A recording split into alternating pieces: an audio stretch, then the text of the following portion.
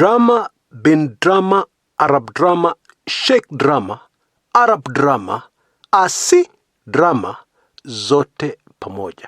Ayayayayayaya. I believe too many Kenyans missed the real drama that has unfolded right before our eyes in the last 48 hours or so. The mood and what Kenyans were talking about before CS Interior Fred Matiangi appeared before the Parliamentary Select Committee on Security.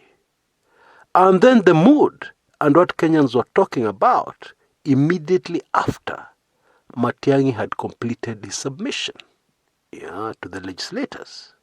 Let me give you even more details so that you appreciate that this was a real drama bin drama moment. Before Matiangi made his appearance, what were Kenyans saying? Oh, the government is unfair. How can the government withdraw security from the deputy president? This is so unfair. Even if we don't like the deputy president, this is unfair. It should not happen. Even the Team Keleweke propaganda boys were quiet. And their silence was very loud. And many Kenyans expected that when Matiangi appears in parliament, he will say nothing. He will just make things worse. But what happened? After Matiangi appeared, the narrative made a complete about turn. It changed so dramatically. I can't remember the last time in Kenyan politics when the narrative has changed this dramatically. And I've gone back to the Kibaki years. I've gone back to the Moi administration. I've even gone back to the Jomo Kenyatta administration. Folks, to the best of my knowledge and my memory, nothing like this has ever happened before. Oh yes. And I think now you understand that the concern so many Kenyans have, the church is even coming in and begging the president and his deputy to call a truce, to wave white flags at each other. Yep, those of us who are older and more experienced have seen the danger. This war has become very vicious. Our media keeps on telling us the gloves are off. And indeed, those gloves have been removed and thrown very far away. It is now going to be bare knuckles only in this political war. Folks, the way Team Keleweke has played this one, 10-0. But I must add, Matiangi almost spoiled it. Because at times, he sounded bitter. He tried his best to sound neutral. But at times, he sounded very bitter when referring to the deputy president and his camp, even when he did not mention his name or his rank. He sounded bitter. But in the end, if Fred Matiangi was in a company somewhere, we would have immediately recommended a raise. Oh yes. The government managed very craftily and very effectively to completely change the narrative, which was negative towards the government. And in my view, Bwana Matiangi helped us to have a more productive, a more important national discussion. Because let us keep things in perspective, please. By August 2022, after the 9th, William Ruto will be no longer the deputy president. And somebody else, another Kenyan, will take over that position. So we need to look into the future. And this time the future is very close. And the very important discussion Kenyans need now to have, and indeed they're already discussing, they're already in that discussion, is how many facilities, how many personal things, belonging to VVIPs in our country need to be guarded. You're the deputy president, and it is important that you get the best security around you. The GSU boys, high-ranking officers making security decisions daily to keep you safe. That is well in order. But we learned from Matiangi that this security that a deputy president enjoys in our country can easily extend to other things that will make Kenyans start scratching their heads. Private businesses, private facilities, and the excuse is the deputy president spends some time at those facilities. And me and you know the truth. The deputy president is a very busy person. Even now, when he's out of government, he is extremely busy. Indeed, he's busier than he was before. How much time will he spend at his chicken farm? How much time will he spend at his ranch somewhere at the coast? Wouldn't it make more sense? And wouldn't it be better? Because we need to take care of our resources. We need to cut down on our costs as a country. Especially now, when we're in financial difficulties. Wouldn't it be a better idea to have that security at that facility, maybe 24 hours before the deputy president is there? And then that security departs with the deputy president and is relocated. Those officers are taken somewhere else. Wouldn't that make better sense? Now, assuming after August 2022, the new deputy president who comes in has a grandmother ailing that they feel needs security, somewhere in a remote area of Kenya. And the excuse is that the deputy president frequents that place. Let us also assume that the deputy president has what they call in Tanzania, our neighboring country, nyumba ndogo kadhaa. He has a girlfriend in Mombasa. He has a girlfriend in Nanyuki. He has a girlfriend in Kisumu. He has a girlfriend, stroke wife, stroke concubine, whatever you want to call them, somewhere in Elwak. And then another one, somewhere in Kisii. And finally, kuna mwingine uko Umasaini, somewhere in Masailand, near Kajiado, something like that. And naturally, he needs to visit all of them. And of course, the excuse is the deputy president spends some time at these particular locations.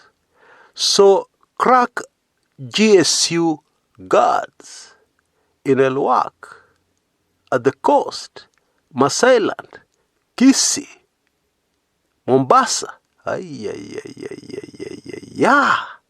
What if, because we cannot predict tomorrow, what if our next deputy president is a man very similar to King Solomon? And then somebody in the interior docket at that time, I don't think it will be Matiangi, somebody else, decides no, enough is enough. Withdraw all the security from these other ndogondogos, these other facilities.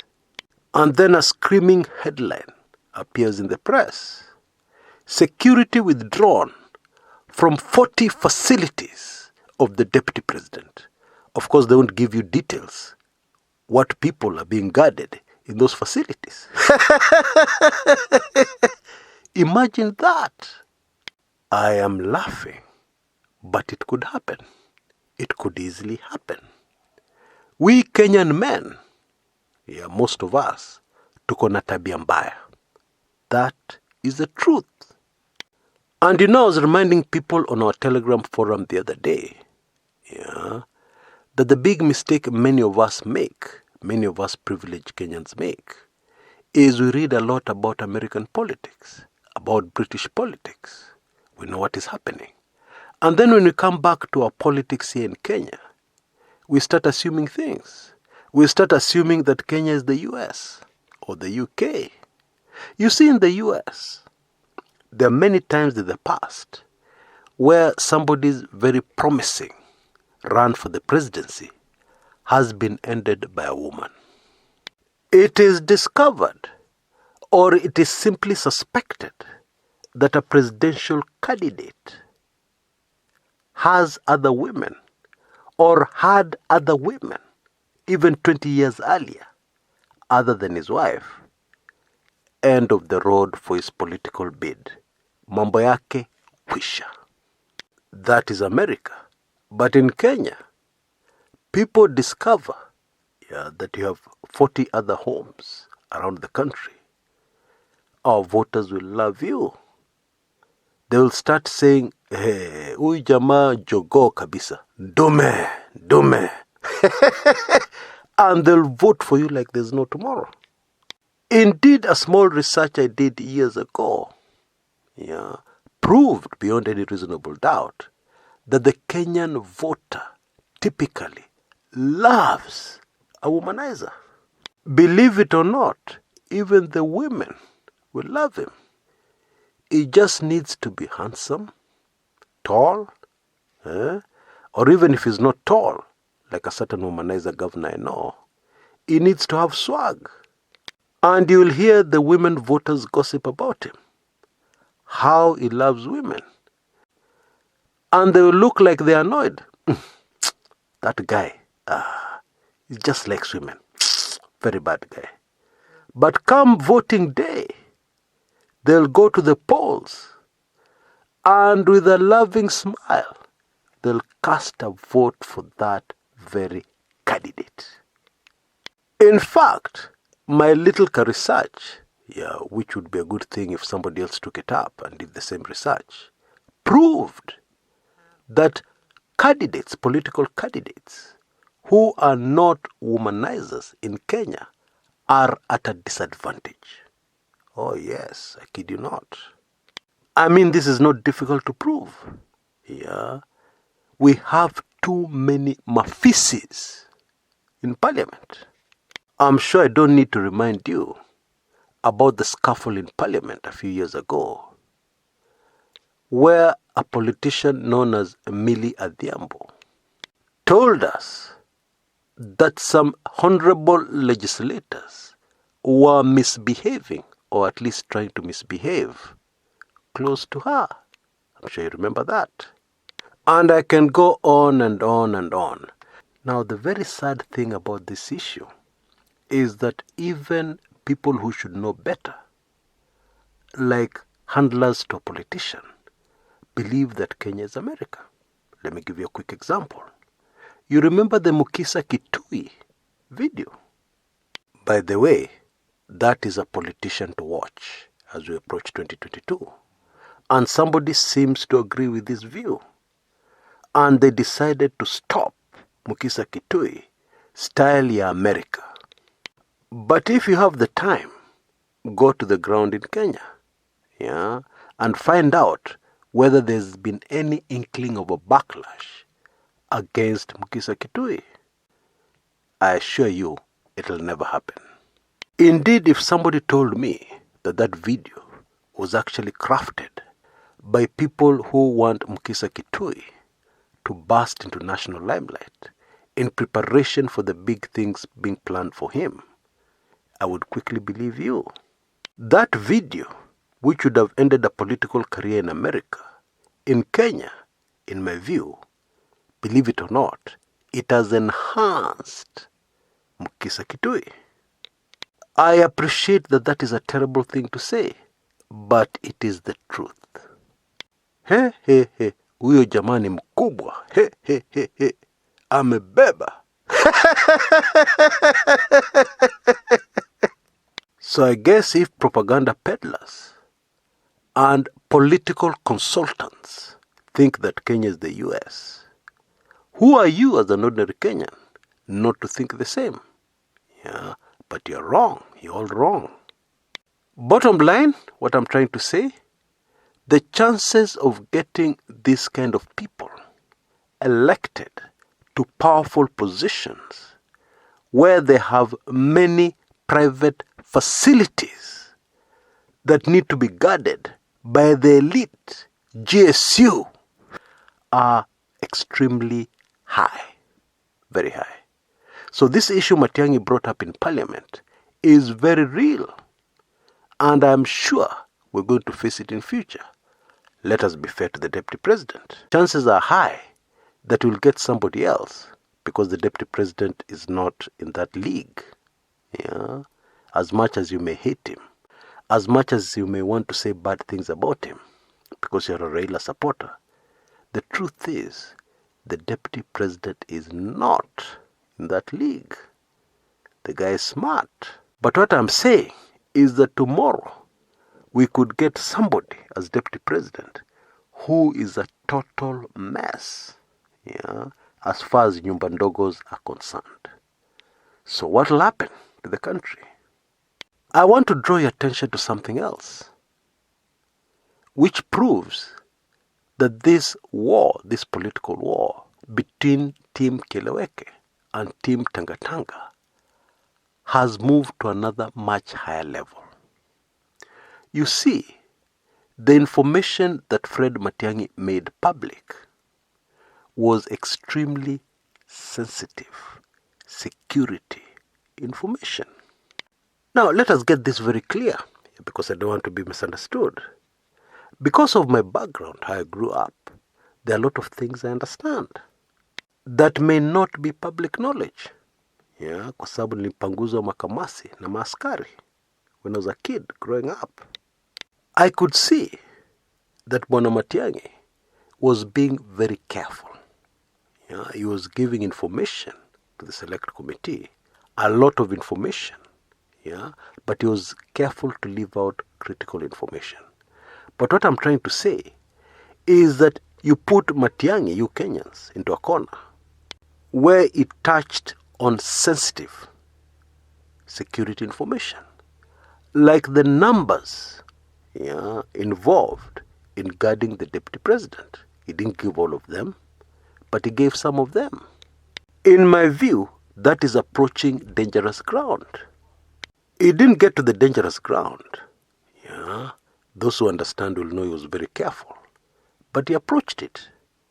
Indeed, several times, the CS had to tell the legislators that, please, I will not discuss that. Yeah, because discussing that will endanger the security apparatus in our country. How many times did he say something like that? Many, yeah, during the session. But I can also understand why he even traveled in that direction. Yeah, and it is because, in my view, the Parliamentary Select Committee should never, ever have summoned Matiangi. In my view, this is yet another example where partisan politics in our country has endangered our security as a country. And these legislators have forgotten that even if you're a firm supporter of the Deputy President, you're endangering the security of all of us, the whole country. Because if something goes wrong, it is not only the Deputy President supporters who will be affected. I will be greatly affected. You will be greatly affected, even if you don't like the Deputy President. That is a fact. And I'm thinking that somebody in our security apparatus in the interior docket said, let us put an end to this nonsense. Yeah, even if it means releasing some information that actually we should not. Let us give them enough information to put this nonsense to an end. And knowing our security boys the way I know them, I am sure they carefully analyzed that information and came to the decision that yes, that may be a bit sensitive, but it will not be useful to any enemies of Kenya. and were given comparisons with past holders of the office, past vice presidents. William Ruto is the first deputy president under the 2010 constitution, where the title changed from vice president to deputy president. And these clearly very smart people must have seen that handling this situation any other way will just open a can of worms, and this discussion will never end. So the best way to end it completely is to go for the kill. Give them information that will stop them in their tracks. And it worked. I'm sure many of the legislators, because they're smart people, even if some of them are corrupt, I'm sure many of them realized that it was a mistake to have this particular session. It was a huge mistake to call Fred Matiangi and his permanent secretary, Karanja Kibicho. It was a huge mistake, especially because the whole thing has backfired very badly on the deputy president's camp. And in my opinion, it seems the deputy president had already predicted, had information as to what was going to happen. He somehow got hold of that information because he made a very interesting pronouncement before this Matiangi session. He said that there was no need to call the security people and grill them in parliament. There was no need. Why? Because it is better to focus on the many problems facing ordinary people. He was okay with the security he had. He had no problem. In fact, he said that those parliamentarians should not go ahead with the session. Kenyans needed to focus, leaders needed to focus on the hustlers and the hustler nation, and not waste time on non-issues. But that did not stop some of his followers getting very emotional in parliament during the session. Or when was this decision made? To make changes with the deputy president's security? Or the president is supposed to do this and that according to the constitution, etc., etc. Delivered in a very emotional voice, including the legislator who said, where I come from, this is a very sensitive issue, the Rift Valley. I think you saw very clearly that made things even worse for the deputy president's camp. Bottom line, we should never, ever get to that state, that situation, where we bring in security into political battles. Never ever. And I believe I've said that before on this channel. It doesn't help anybody. It doesn't help supporters of Raila Odinga.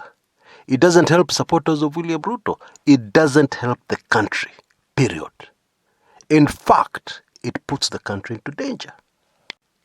Hiyo mambo ya security, even if you want to get emotional, wachana naye.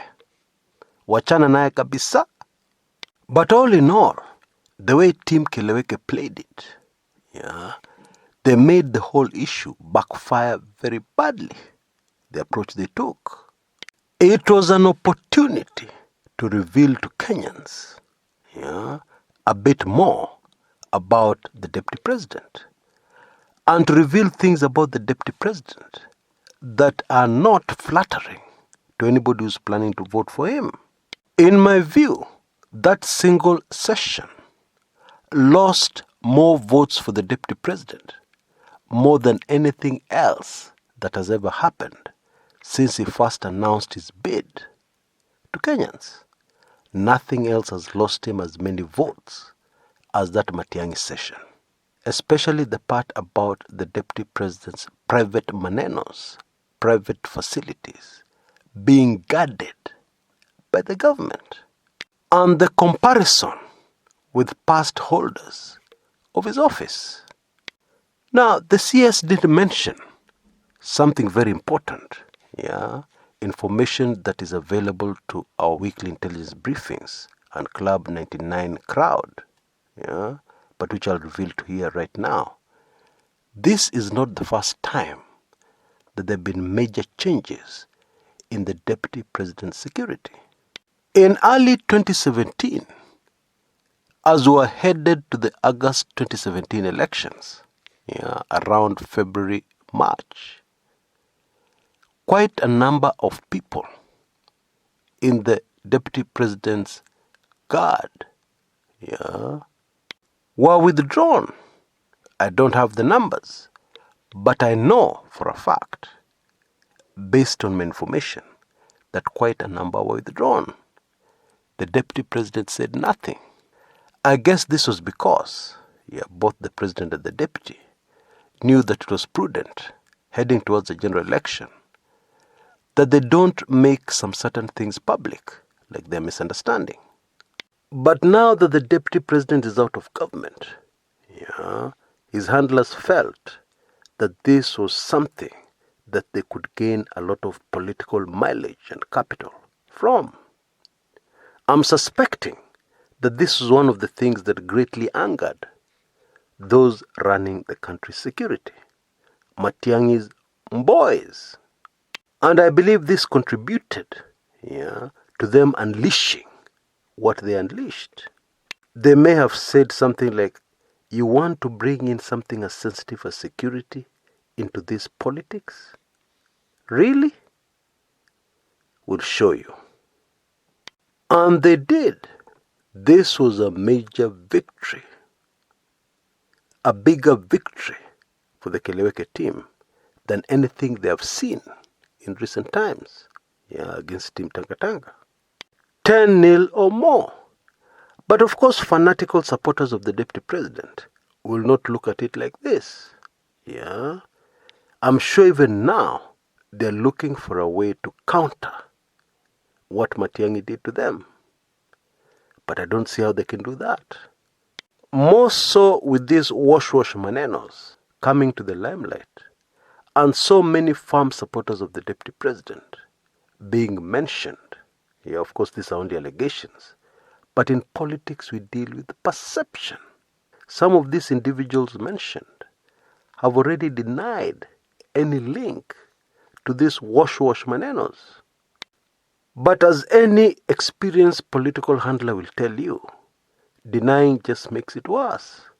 Because in politics, what matters at the end of the day is the perception voters have of you and of that particular incident and issue. I believe the Matiangi session is to Team Keleweke what the BBI was to Team Tanga. Because the barbs fired at BBI, the propaganda assault against the BBI, was something Team Keleweke has never recovered from.